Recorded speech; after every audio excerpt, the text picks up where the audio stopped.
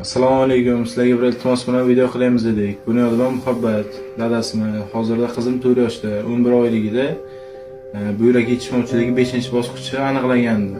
O'shandan 3,5 yoshgacha bolalar milliy tibbiyot markazi Toshkentda gemodializ olib davolanib kelamiz dedik. Shu yili avgust oyida Turkiyada buyrak persatga, ya'ni buyrak operatsiyasini amalga oshirdik. O'zim buyragimni berdim.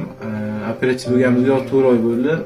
Tekshirtirgandik, yana qovoq yo'lida buyrakka siydik qachish kuzatilyapti ekan. Zudlik bilan operatsiya qilish kerak, bo'lmasa buyrak qurishiga olib keladi deyishgandi. Shu uchun sizlarga iltimos bilan video qilamiz. Toshkentdagi vrachlarimiz operatsiya Turkiyada bo'lgani uchun o'sha Turkiyani o'ziga yetib qildiringlar. Bizda risk katta degani uchun yana Turkiya bilan bog'landik. Kesaylar operatsiya qilib qo'yamiz deyishdi.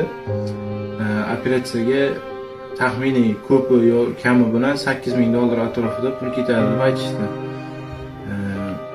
Sizlardan iltimos, Xudo yo'liga shu qizimiz uchun qo'lingizdan kelgancha yordam qilishlaringizni so'raymiz.